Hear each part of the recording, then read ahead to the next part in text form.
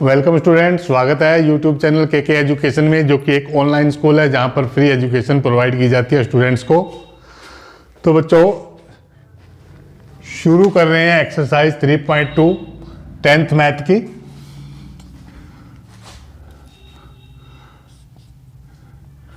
Pair of linear equations in two variables. ये chapter का नाम है, थर्ड चैप्टर है, pair of linear equation in two variables. तो कैसी लगती हैं वो पेयर ऑफ लीनियर इक्वेशन जिसमें दो वेरिएबल होंगे? देखने में कैसा लगेगा? General form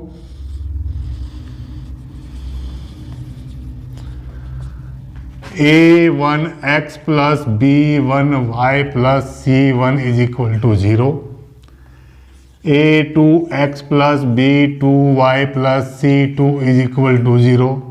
equation first and equation second, this is pair of linear equation in general form. यहाँ पर क्या चीज़ चेंज होती रहेगी? a1 b1 c1 a2 b2 c2 की वैल्यूज चेंज होती रहेंगी। जो हमारा टॉपिक है वो ये है कि क्या हम बिना इन इक्वेशंस के ग्राफ को ड्रा किए, क्योंकि एक्सरसाइज 3.1 ग्राफ पे बेस्ड है इसलिए हमने उसको आज स्किप किया है। हम किसी और दिन ग्राफ के चैप्टर को डिस्कस करेंगे। तो आज क्या हम बिना ग्राफ ड्रा किए बता सकते हैं कि किसी भी पेयर ऑफ लीनियर इक्वेशन की जो लाइनें आएंगी ग्राफ पेपर पर वो एक दूसरे को इंटरसेक्ट करेंगी, वो एक दूसरे के पैरेलल होंगी, या वो एक दूसरे पर कोइंसाइड होंगी? इंटरसेक्ट करेंगी, पैरेलल होंगी या कोइंसाइड होंगी? ये क्या इससे पता चल सकता है? तो आंसर है यस। अगर आंसर यस है तो कैसे, हाउ? देखिए, a1 by a2, b1 by b2 and c1 by c2, ये क्या है? ध्यान से देखें। a1 coefficient of x, b1 coefficient of y, c1 constant term, a2 again coefficient of x in equation 2, b2 coefficient of y in equation 2 and c2 constant term in equation 2। तो a1 by a2 क्या है? सिर्फ ratio है किसकी? x की, x के coefficient की। a1 by a2 ratio of coefficient of x in equation first and second, b1 by b2 ratio of coefficient of y in equation first and second, c1 by c2 ratio of constant term in equation first and second. I think ये बात आपके समझ आई होगी कि ये है क्या। और क्लियर करने के लिए 4x 3y plus 5 is equal to 0, 2x plus 6y plus 9 is equal to 0। Equation first and equation second. तो यहाँ पर 4, 3 और 5 a1 b1 और c1 की जगह पर आए हैं, 2, 6 और 9 a2 b2 और c2 की जगह पे आए हैं। इसी तरीके से ये वैल्यूज बदलती रहेंगी, कोई भी वैल्यू यहां पर इसकी जगह हो सकती है। तो हमें इनसे कोई मतलब नहीं रहेगा, हम सिर्फ एक चीज चेक करके बता पाएंगे कि ये इक्वेशन कैसी होंगी, इनके ग्राफ कैसे होंगे, इनका सॉल्यूशन कैसा होगा, और ये इक्वेशंस कंसिस्टेंट होंगी या अनकंसिस्टेंट होंगी। ये सभी जानकारियां हमें इन रेशियो के कंपैरिजन से मिल सकती हैं। शुरू करें।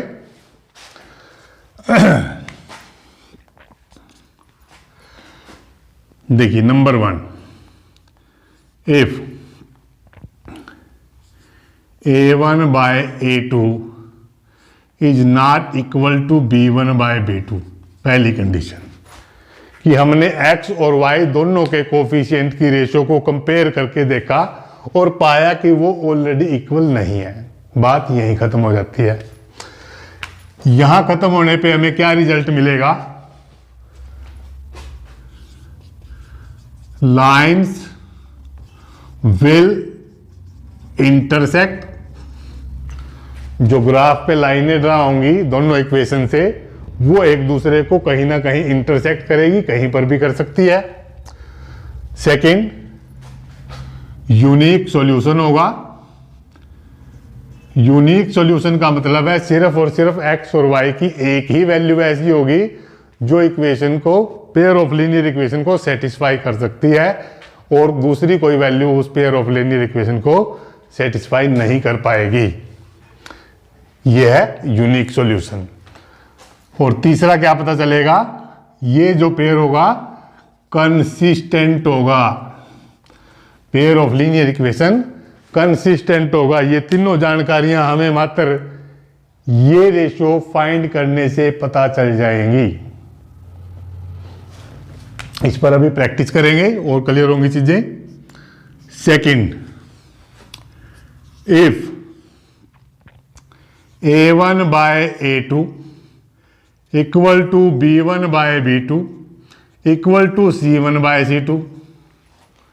पहली कंडीशन में रेशियो एक दूसरे के ही इक्वल नहीं है। दूसरी कंडीशन हम क्या लेके आए कि x के कोफिशिएंट का रेशियो, y के कोफिशिएंट का रेशियो और कांस्टेंट टर्म का रेशियो, तीनों ही रेशियो एक दूसरे के इक्वल हैं। तीनों रेशियो जब इक्वल हैं तो लाइन कैसी होंगी? लाइन्स विल कोइंसाइड, एक दूसरे के ऊपर आएंगी। यूनिक सॉल्यूशन नहीं होगा, मैनी सॉल्यूशन। मैनी सॉल्यूशन का मतलब है कि x और y की ऐसी बहुत सारी वैल्यूज ऐसी आएंगी जो पेयर ऑफ लीनियर इक्वेशन को सेटिस्फाई कर सकती हैं। उसके बाद ये भी pair of linear equation consistent होगा।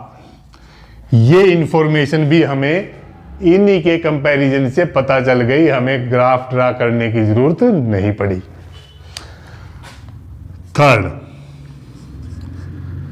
इफ A1 बाय A2 तो इक्वल हो गया B1 बाय B2 के, और ये इक्वल नहीं है C1 बाय C2 के। ये है सबसे बुरी कंडीशन। यहां पर क्या होगा? Lines will parallel each other, एक दूसरे के पैरेलल चलेंगी, कहीं पर एक दूसरे से नहीं मिलेगी, इंटरसेक्ट भी नहीं करेंगी। और ऐसे पेयर ऑफ लीनियर इक्वेशन का नो सॉल्यूशन, कोई सॉल्यूशन नहीं है, यानी एक्स और वाई की ऐसी कोई वैल्यू नहीं आएगी जो पेयर ऑफ लीनियर इक्वेशन को सेटिस्फाई कर दे। और इस तरह का pair of linear equation inconsistent माना जाएगा। तो बच्चों, ये तीन कंडीशन हमें याद रखनी है इस एक्सरसाइज को कवर करने के लिए। ये इससे हमारी सारी प्रॉब्लम जो है वो सोल्व हो जाएगी। अभी हम प्रैक्टिस करेंगे, आपको चीजें बढ़िया से समझ आएंगी।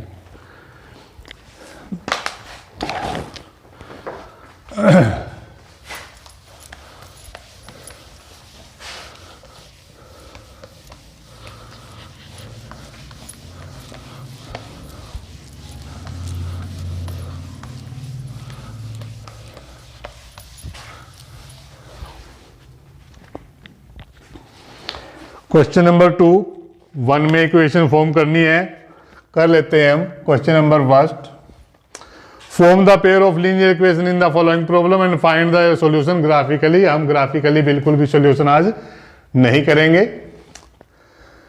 10 student of class 10th took part in A mathematical quiz. 10वीं क्लास के जो 10th स्टूडेंट है वो एक मैथमेटिकल क्विज में भाग लेते हैं। If the number of girl is 4 more than the number of boys, find the number of boys and girl who take part in the quiz. तो हम सिर्फ इक्वेशन ही फॉर्म करेंगे। क्या कंडीशन है? 10 student of class 10th, number of students कितने हैं? 10। तो इन 10 students के अंदर कुछ नंबर ऑफ गर्ल्स हैं, कुछ नंबर ऑफ बॉयज हैं। तो let the number of boys let the number of boys x and number of girls are y. मान लेते हैं x बॉयज है और y गर्ल्स हैं, तो कंडीशन फर्स्ट कंडीशन क्या है, नंबर ऑफ स्टूडेंट कितने हैं, 10 है, यानी x plus y, boy students and girl student, total student x plus y is equal to कितना है, 10। This is equation first, simple.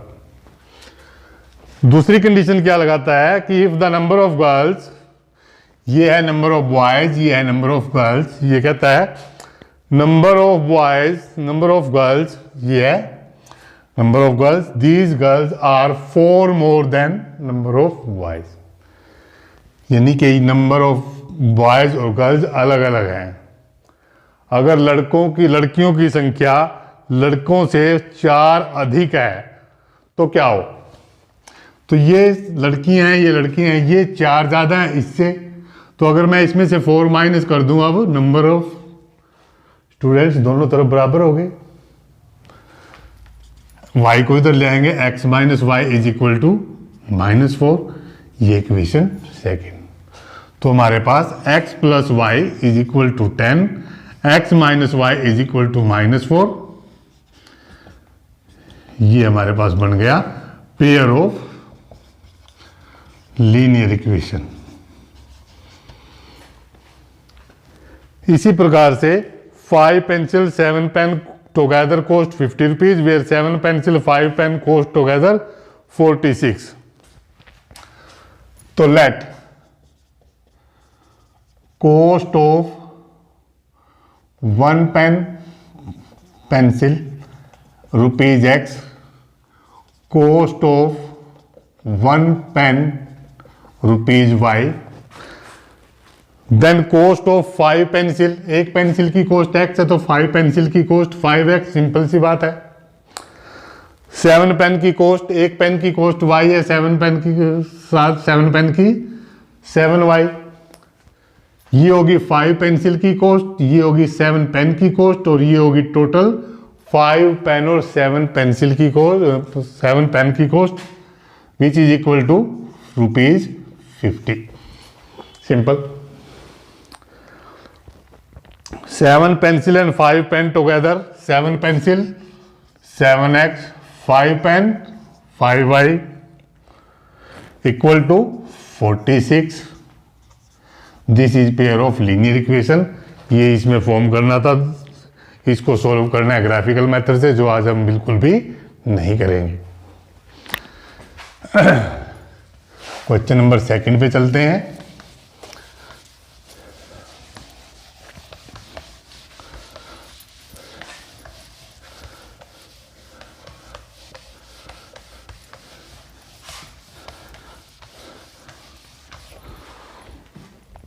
On comparing the ratio A1, A2, B1, B2, C1, C2, find out whether the line of representing following pair of linear equation intersect, parallel or coincide। हमारे पास question number 2 में 3 pair of linear equation दिए गए हैं। कहता है कि इनमें A1, B1, C1 की रेशियो को कंपेयर करके पता लगाइए कि इनमें से कौन से जो पेयर हैं उनकी लाइन ग्राफ पर एक दूसरे को इंटरसेक्ट करेगी, या एक दूसरे के पैरेलल होगी, या कोइंसाइड होगी। तो क्वेश्चन नंबर 2 पार्ट फर्स्ट से शुरू करते हैं। 5x minus 4y plus 8 equal to 0, 7x 6y -9 is equal to 0। अच्छा जी, पहले A1, B1, C1 फाइंड कर लेंगे। A1 coefficient of x, B1 coefficient of y, C1 constant term. ये इक्वेशन फर्स्ट से लिया हमने। A2, B2 और C2 लेंगे हम इक्वेशन 2 से। Coefficient of x, coefficient of y, coefficient of constant term.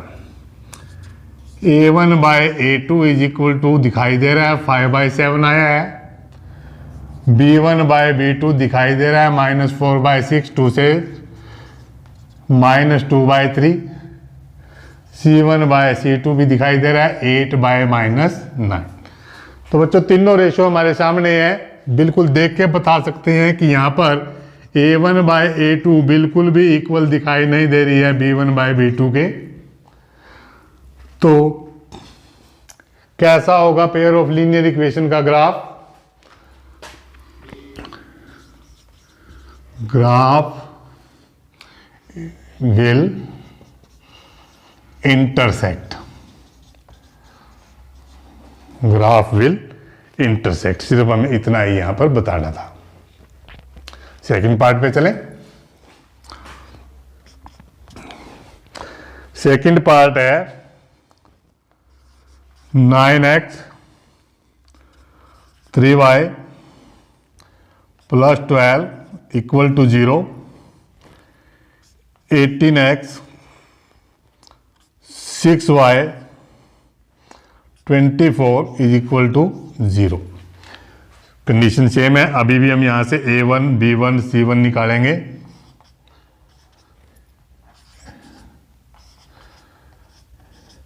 A1 B1 C1 हमें इक्वेशन फर्स्ट से मिलेगा। Coefficient of x, coefficient of y, constant term, coefficient of x, coefficient of y and constant term. तो यहाँ पर A1 by A2 दिखाई दे रहा है 9/2, 1/2 आ जाएगा। B1 बाय B2 3 बाय, ये भी 1/2, ये भी 1/2। तो हमें क्या मिला यहाँ से? इस रेशो को देख करके हम बता सकते हैं कि A1 by A2 is equal to B1 by B2 is equal to C1 by C2 all are equal to 1/2। ये शो हो रहा है कि तीनों रेशो एक दूसरे के बराबर हैं। इससे क्या रिजल्ट मिलेगा? रिजल्ट मिलेगा ग्राफ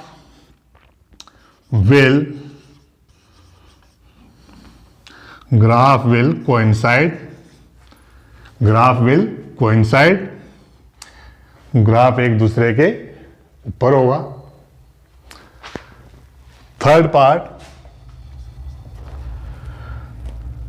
6x 3y + 10 = 0,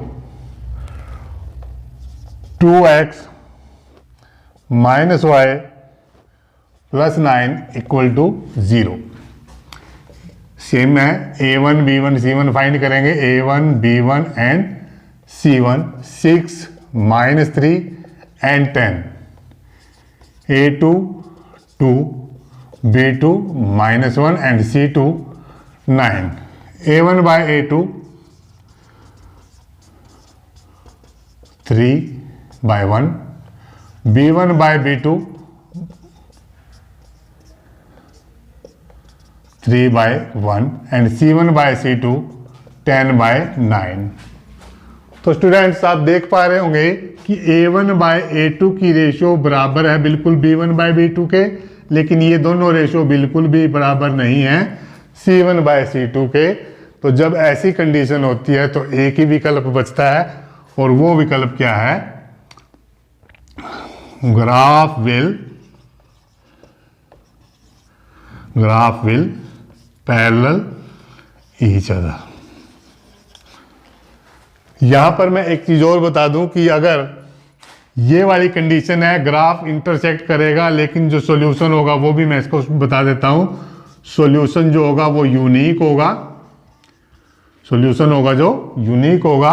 और ये पेयर ऑफ लीनियर इक्वेशन कैसा होगा? कंसिस्टेंट। अगला क्वेश्चन जो है वो इसी पर ही बेस्ड है। अगर ये कंडीशन है तो ये तीन चीजें हमारे सामने आती हैं। सॉल्यूशन यूनिक है, pair of linear equation consistent है, ग्राफ बिल्कुल इंटरसेक्ट करेगा। सेकंड कंडीशन जहां पर तीनों रेशो एक दूसरे के बराबर हैं वहां पर ग्राफ कोइंसाइड होगा, वहां पर सॉल्यूशन मैनी सॉल्यूशन होंगे, और वो पेयर ऑफ लीनियर इक्वेशन भी कंसिस्टेंट होगा। थर्ड कंडीशन भी यहीं पे आ गई है, जहां पर पहली दो रेशियो इक्वल हैं लेकिन वो तीसरी के बराबर नहीं है, तो ग्राफ जो है वो पैरेलल होगा और ऐसे पेयर ऑफ लीनियर इक्वेशन का कोई भी सॉल्यूशन नहीं होगा और ऐसा pair of linear equation inconsistent समझा जाएगा। इस पे बेस्ड आप नेक्स्ट क्वेश्चन खुद से प्रैक्टिस कर सकते हो। क्वेश्चन नंबर 3 हम नेक्स्ट लेक्चर में एक्सरसाइज को आगे कवर करेंगे।